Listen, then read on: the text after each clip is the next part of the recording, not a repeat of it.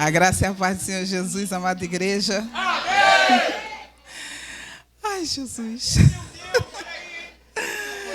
Ai, meu Pai. Então, não seria eu hoje, seria quinta-feira, mas o telefone tocou para antecipar e eis-nos aqui para a glória de Deus, né? E primeiramente quero agradecer a Deus pela oportunidade e aos nossos pastores pela confiabilidade, né? Porque entregar esse púlpito à mão, né, de algumas pessoas tem que ter muita confiança e direção do Senhor. Agradeço a vocês, meus irmãos, por estarem aqui sentadinhos, ligadinhos, intercedendo também por mim, por essa palavra, ao meu digníssimo esposo lindo, maravilhoso da minha vida. Deixa eu fazer um adendo aqui acerca do que a missionária Patrícia falou. Ela pediu do jeitinho e Deus deu. No meu caso, eu pedi, Deus não me deu do meu jeitinho, não. Mas como ele é maravilhoso, eu não vivo mais sem esse homem. Te amo, amor. Sem mais delongas. Vamos, só para descontrair, irmãos, que só Deus sabe. Vamos abrir primeiramente em Salmos 139, não vou ministrar aqui, mas os irmãos vão entender o porquê.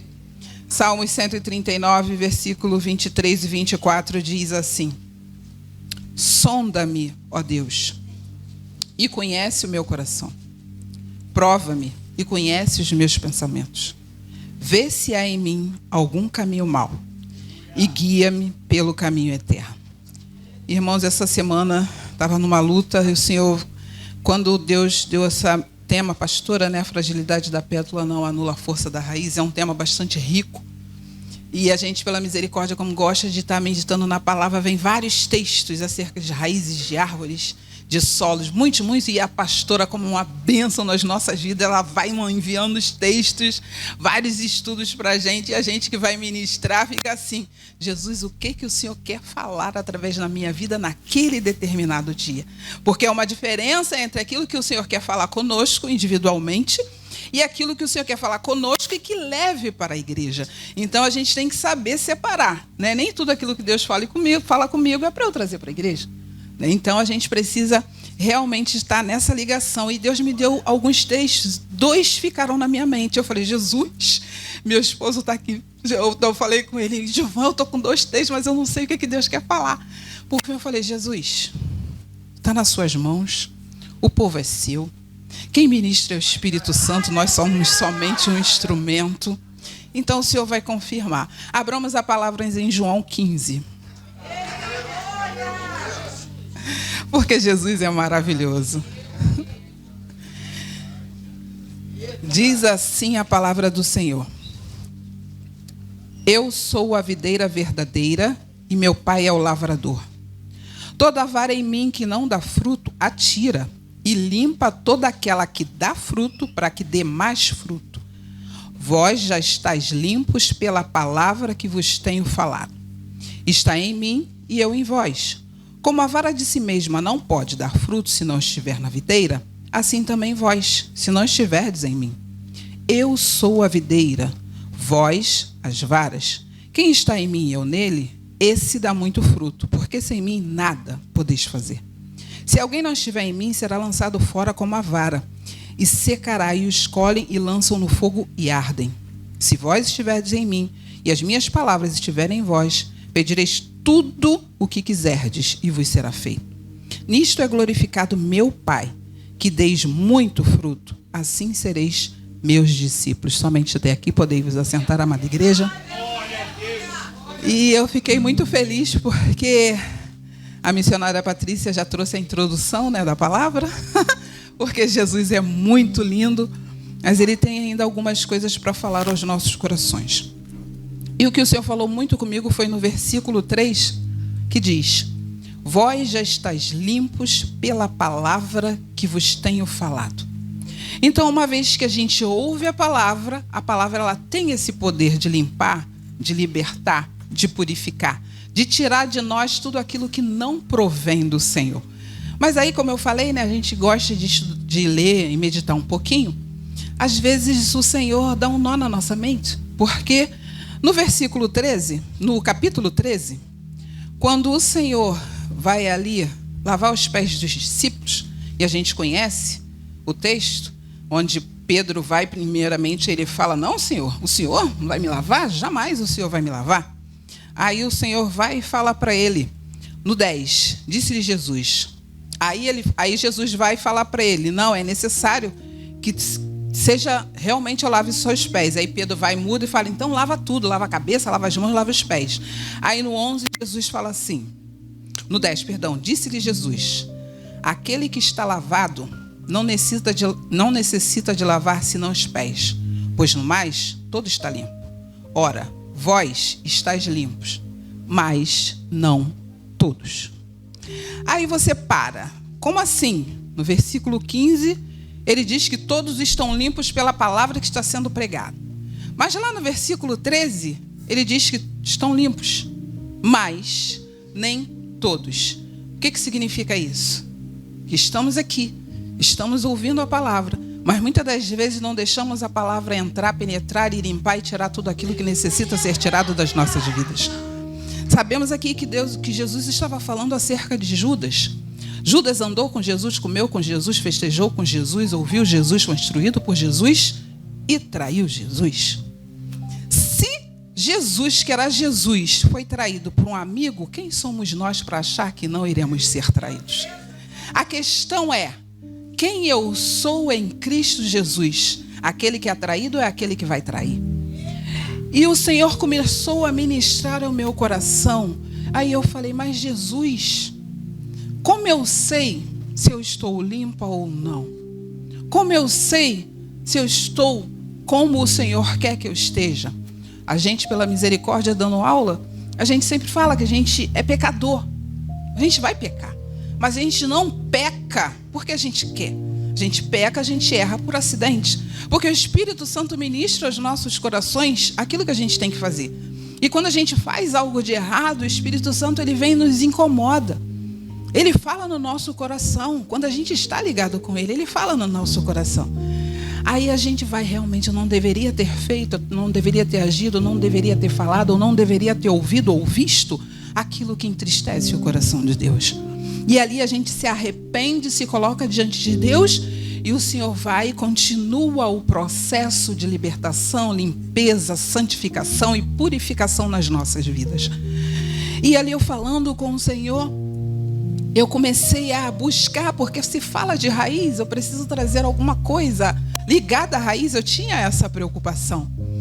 Sendo que Jesus, como a videira, nós não somos enraizados em Jesus.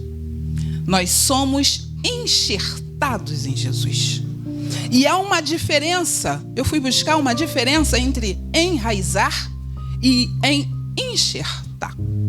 Enraizado, você pega a muda da planta, não entendo de planta não, tá, gente? Mas eu fui estudar um pouquinho só para ver mais ou menos como funciona. Você pega a planta com a raiz, né, a muda, e coloca diretamente no solo. Então a planta ali, ela vai crescer, ela mesma vai buscar no solo os seus nutrientes para poder ela crescer. E vai ter a sua própria originalidade. Vai ser única, ela somente. Enxerto é diferente. Pega-se uma muda, tem uma planta que já está enraizada, essa muda é enxertada nessa raiz e ela não tem mais a obrigação ou a necessidade de buscar os nutrientes por ela mesma. A raiz a qual ela foi enxertada busca os nutrientes do solo, traz para ela, ela cresce, se desenvolve robustecida, forte. E ela tem a capacidade de se prover dessa raiz e ela é ajudada a não ter muitas pragas, doenças. Essa é a diferença, irmãos. Ser enraizado é uma coisa, ser enxertado enxertado é outra. E nós somos enxertados na videira que é Cristo. Porque nós, pela misericórdia, o Espírito Santo, ele traz do Senhor tudo aquilo que nós precisamos nas nossas vidas para a nossa subsistência, principalmente espiritual. Aí você vai dizer, mas mesmo a planta que ela é enraizada, ela dá fruto. Dá. Mesmo a planta que ela é enraizada, ela consegue ter uma sobrevivência. Sim. Nós, quando estávamos no mundo, nós éramos enraizados no solo que a gente mesmo queria e a forma que nós queríamos viver. Mas no momento em que nós levantamos a nossa mão para Cristo, não queríamos mais viver da forma que nós vivíamos, prover as nossas necessidades de acordo com as nossas forças, amadurecer e crescer com as coisas daquele mundo, desse mundo que nós estamos aqui somente de passagem. Podemos crescer, podemos até ter uma boa vida, mas aquilo que só o Senhor pode dar, sozinhos, enraizados, nós não conseguimos, que é a salvação em Cristo Jesus, que é o ter paz em meio às guerras. A irmã, ela foi muito feliz quando ela falou aqui acerca das situações dela. Mas a pessoa que ela é enxertada e a raiz dela se junta à raiz de Cristo, o Espírito Santo de Deus, mesmo a gente sem saber, ele vai nos dar força para caminhar mais uma milha. E assim como ele fez com ela, ele faz com cada um de nós todos os dias. O que precisa é que nós venhamos deixar ele fazer aquilo que ele tem que fazer. Ouvimos verdadeiramente muitas vozes, e ouvimos mesmo, mas a gente precisa estar muito ligado e sensível à voz do Espírito Santo. Para os meus alunos, pela misericórdia dos batizando, eu sempre falo para eles, o crente precisa estar baseado em 4 pilares que são essenciais para a vida do crente, que é a oração, a palavra, o jejum e a comunhão com os irmãos. Sem isso, o crente morre. E o Senhor continuou ali palestrando e falando comigo. E eu falei, Jesus, como é isso? O Senhor me deu esses 2 textos. O Senhor quer falar alguma coisa acerca desses 2 textos, o que é? E o Senhor vai falando através dos louvores, através das orações. Eu falei, Jesus, o Senhor é muito lindo. Quem não conhece a passagem quando Deus chama Jeremias ali no capítulo 1 e diz, Jeremias, o que vê? Jeremias fala, eu vejo uma vara de amendoeira. Aí o Senhor fala, porque eu velo pela minha palavra para fazê-la cumprir. Irmão, muitas das vezes a gente está dentro da casa do Senhor, sabemos o que temos que fazer, temos um chamado, começamos a exercer esse chamado, e muitas das vezes pessoas não dão crédito. Pessoas olham para você, por que ela? Por que ele? O que ela tem? Por que é assim? Por que tem que ser ela? Irmãos, se Deus chamou aquela pessoa, glória a Deus. Vai em busca daquilo que Deus tem para a sua vida. Porque quando eu estava estudando, e eu comecei a estudar sobre a amendoeira, Deus me levou aonde? Na rebelião de Corá, lá em Números 16. A rebelião de Corá, quem não conhece essa história? E logo após, o que acontece? Quando a gente está ligada no Senhor, pode vir o que vier. Podem falar o que quiser de você, porque se você sabe quem é você no Senhor, não importa o resto. Porque o adversário das nossas almas, irmãos, ele busca assim como Deus é espírito, ele também é. Assim como Deus usa os seus, ele também usa os deles. Então a gente precisa estar vigilante em todo o tempo e em todo o momento. E na rebelião, o que aconteceu? A rebelião foi no capítulo 16. Deus chamou e separou Arão e seus filhos lá em Levítico 8, há 40 anos atrás. No versículo 16, Corá insatisfeito, vai diante de Moisés reclamar. Por quê? Todos nós somos santos. Porque eles também foram separados para cuidar da guarda do tabernáculo, do templo. Eles eram os levitas, aqueles que cuidavam dos instrumentos, de tudo aquilo, né? Quando o tabernáculo era levantado, quando as pessoas tinham que sair, eles também foram chamados para cuidar. Mas, logo no início de Números, o Senhor separa os filhos de Arão e os levitas e dá os levitas para que sirvam a Arão. Então, essa rebelião de Corá, ela não acontece no capítulo 16. Podemos conjecturar porque uma pessoa ela não cai, não se afasta do dia para a noite. É um processo. Então, foram 40 anos desde que Arão foi consagrado, que tinha essa insatisfação no interior daquelas pessoas. E elas não se deixaram tratar, até chegar àquele ponto. Irmãos, eu não sei da sua vida, eu sei da minha, e muito bom, né? Porque Jesus é que conhece a gente melhor do que ninguém. Mas a gente precisa parar, fazer uma autoanálise e perguntar ao Senhor: que tipo de pessoa eu estou sendo e fazendo a sua obra? Porque Arão era o sacerdote e sumo sacerdote. Seus filhos o ajudavam e os levitas também. Eles ministravam diante da congregação. Mas ele não estava satisfeito em só ministrar diante da congregação. Ele queria aquilo que não lhe pertencia, que era também o sacerdócio. Irmão, se Deus te deu o dom para louvar, louve com maestria. Se Deus te deu o dom de pregar, pregue. Se Deus te deu o dom de ensinar, ensine. Se Deus te deu o dom de fazer uma ótima limpeza, faça essa ótima limpeza. Se Deus te deu o dom de cozinhar, cozinhe muito bem. Agora, irmãos, não queira aquilo que o Senhor não te separou para te dar. Não almeje aquilo que o Senhor deu a outro e não te deu. E muito menos fique tentando e disseminando entre os outros, colocando a outra pessoa numa situação de denegrir a imagem dela. Porque foi isso que Corá, Datã e Abiram fizeram.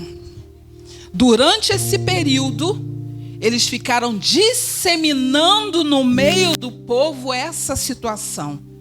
Tá, mas tu acha, podemos conjecturar, tá, irmãos? Não está escrito não, mas o Senhor vai trazendo, a gente vai ministrando.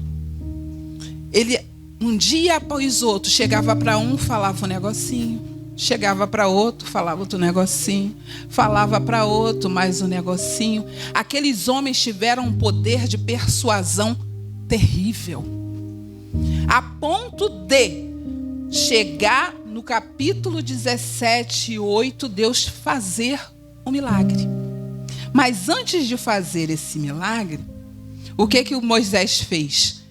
Tá bom, já que vocês querem, vamos fazer o seguinte: pega cada um aí os seus incensários, porque todos eles ministravam no templo, acendem, vamos diante do Senhor para saber quem é do Senhor e quem não é.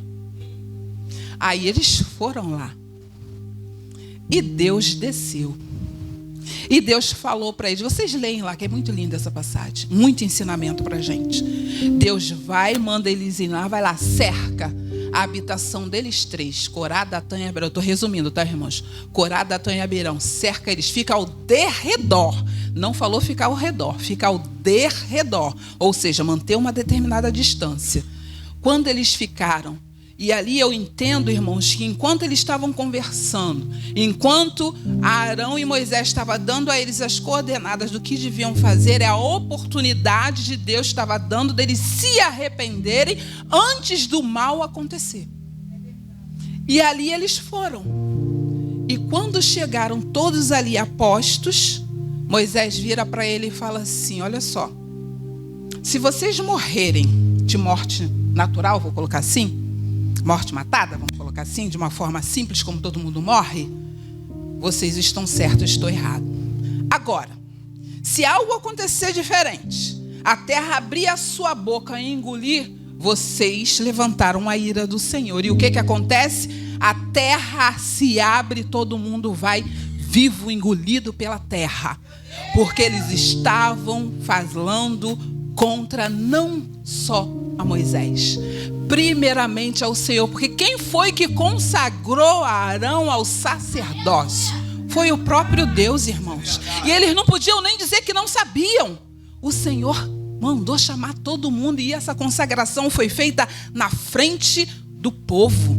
Mas eles ali com aquela insatisfação no interior e não se deixaram tratar, chegaram nesse ponto. E os 250 que tinham os incensários, veio fogo e consumiu cada um deles. E os incensários caíram no chão.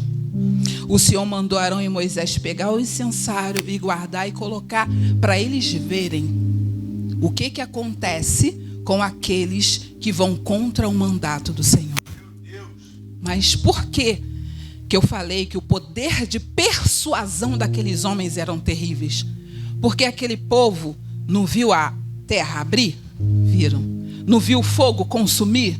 Viram. Mas sabe o que aconteceu no dia seguinte? Eles foram acusar Moisés, dizendo que Moisés tinha matado os santos do Senhor. Aonde que Moisés e Arão têm poder para abrir a terra? Aonde que Moisés e Arão têm poder para levar fogo na vida das pessoas e consumir? Porque Deus é amor, a gente falou sobre isso na aula, mas Deus também é fogo consumidor e Ele consome. Não pensa nós que aquilo que nós fazemos em oculto, como a nossa irmã linda e maravilhosa ministrou, Deus vai escancarar.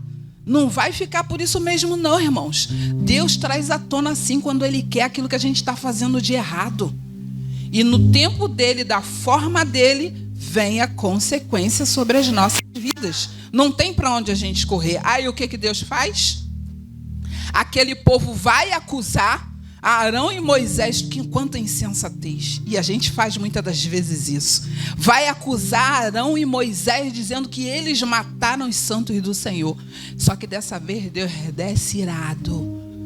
Desce, já vai enviando a praga e já vai matando todo mundo.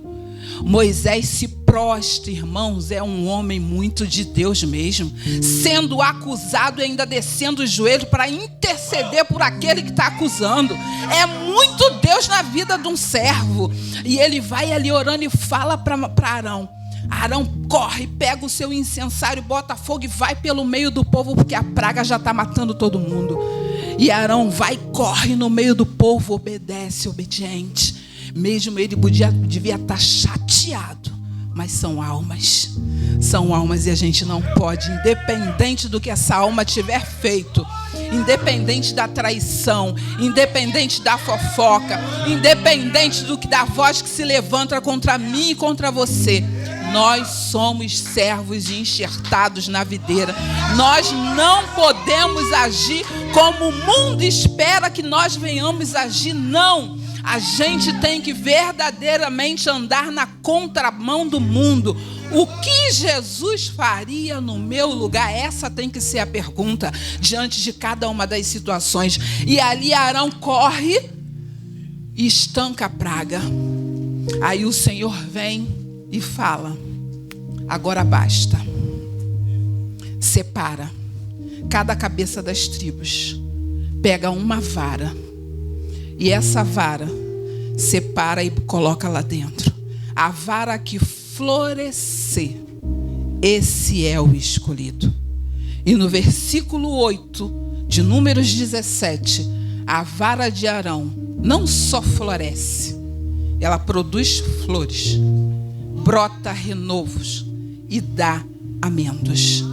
Irmãos, eu falei: Jesus, quando o Senhor é com a gente, o inferno ele pode se levantar e ele cai com força, como caiu ali, irmãos. Aí eles entenderam que o chamado foi feito por Deus. Não foi porque Moisés era irmão de Arão, porque tem disso, né? Infelizmente a gente vê muito isso na política. Ah, é meu irmão, é meu parceiro, é assim comigo, então eu vou dar oportunidade. Mas na casa do Senhor, não.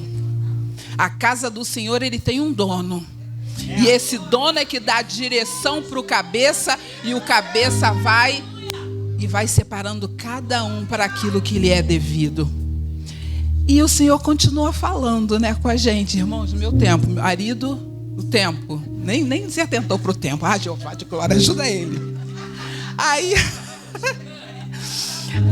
foi eu ali orando ao Senhor. Aí a gente vai estudar. Porque amêndoa a gente come, né? A gente muitas das vezes tem amêndoa como um fruto, mas na verdade a amêndoa é uma semente. E tem 2 tipos de semente. Porque estamos enxertados na videira.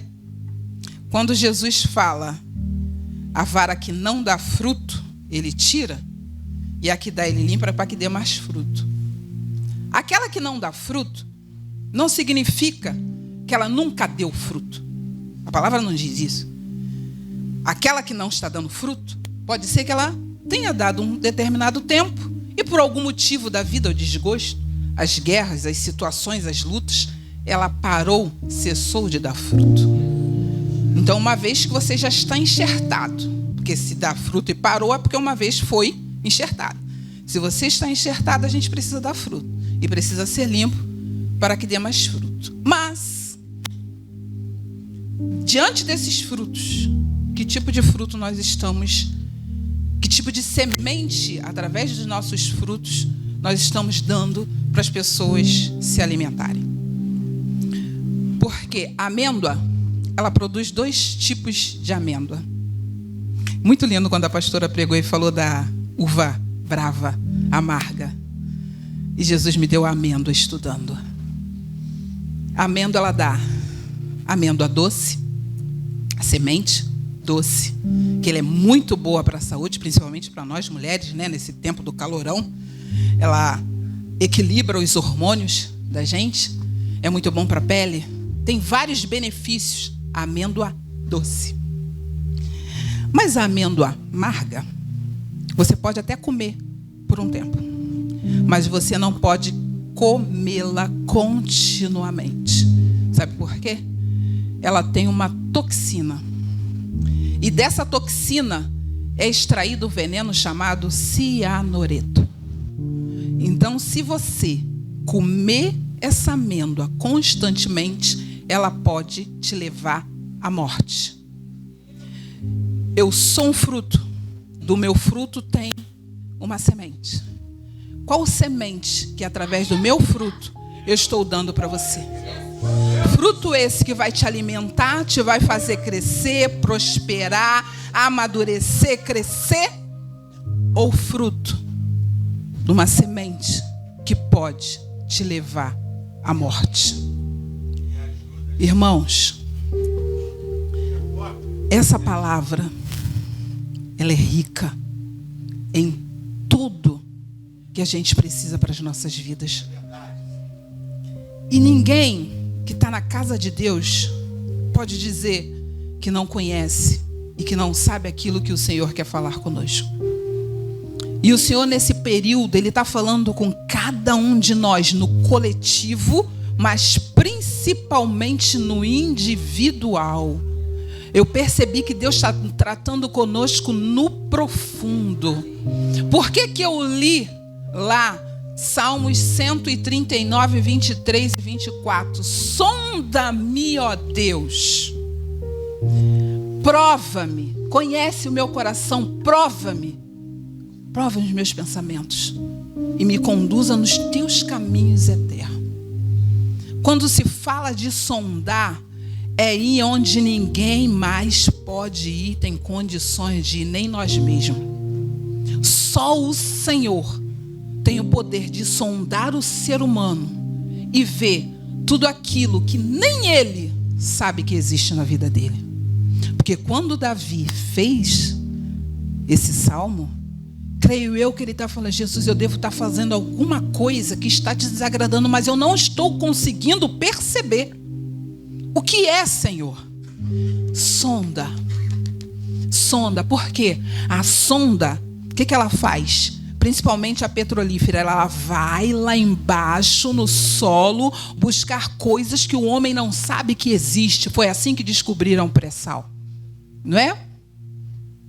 Wilson, ele trabalha com isso, ele sabe. Foi assim que descobriram o pré-sal. Levaram a sonda, vasculhando, estudando, examinando, e foram e descobriram o pré-sal. O que tem no meu interior e no seu interior que o Senhor precisa trazer à tona para mim e para você, e a gente entender e saber: é isso aqui que eu preciso tirar na minha vida para crescer e amadurecer com Cristo. Porque, irmãos, nós não sabemos tudo, não. Você sabia que tem situações que todo mundo está vendo, que eu e você estamos fazendo, mas nós não estamos nos atentando, que estamos agindo daquela forma? Infelizmente, isso acontece. Todo mundo está vendo. Vou usar um termo aqui bem, mas é que todo mundo vai entender. Todo mundo está vendo que o irmão ou a irmã é fofoqueiro. Mas a irmã ou o irmão não se vê como fofoqueiro. Como é que é isso? A pessoa, ela não consegue entender que o que ela está fazendo é errado. Então, irmãos, tem coisas sim que a gente faz e não sabe que aquilo está desagradando ao Senhor. O que a gente tem que fazer? Desce seu joelho: Senhor, me sonda. Traz aquilo que está em mim, que está prejudicando não somente a mim, mas o teu povo, a tua obra, o teu reino, porque eu não quero disseminar e dar como alimento uma amêndoa que pode matar. Eu não quero matar o meu irmão, muito pelo contrário, eu quero estender as minhas mãos para o meu irmão, porque as suas mãos, Senhor, não estão encolhidas, meu Senhor. Então, assim como o Senhor está com as suas mãos estendidas, eu quero sim, ainda que com a minha pouca força, estender e ajudar de acordo com as minhas limitações. Irmãos, e o Senhor ministrando, Ele falou: todos que uma vez levantaram as suas mãos foram enxertados, estão enxertados. Muitos já estão dando frutos, e muitos frutos estão sendo limpos cada dia mais para que se deem mais frutos. Mas aqueles que porventura, num dado momento de sua vida, deixou de dar fruto, volta. Porque na obra do Senhor tem muita coisa para fazer. E quando a gente fala de fruto, a gente não fala só disso aqui. Irmãos, se vocês soubessem como eu corro disso aqui. Se vocês soubessem. Mas eventualmente, pela misericórdia, o Senhor nos chama. E o Senhor falou ao meu coração: filha, vocês são uma árvore frutífera. Não deixe o adversário das vossas almas lhes enganarem, não. Dizendo que você não é incapaz, que você não é capaz. Dizendo que você não sabe falar. Dizendo que você ainda não largou a bebida, não largou as drogas, não largou a prostituição. Dizendo que você ainda está indo para aquele pagode, ainda está indo para lá, para a Madureira, ali para aquele baile charme. Não deixe o adversário das suas almas te enganar com isso, não.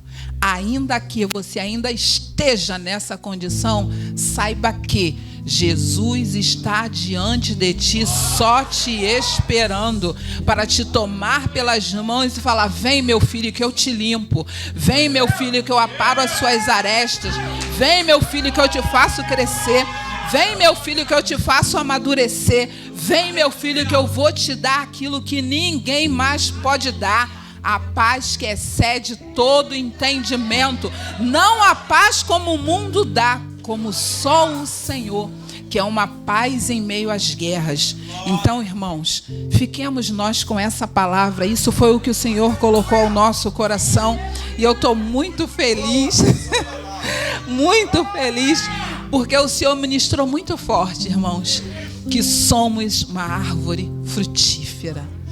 O que nós precisamos é permitir que Ele nos limpe cada dia mais e mais e mais, para que a gente venha dar mais fruto. Amém? E assim eu agradeço a minha rica oportunidade em nome de Jesus.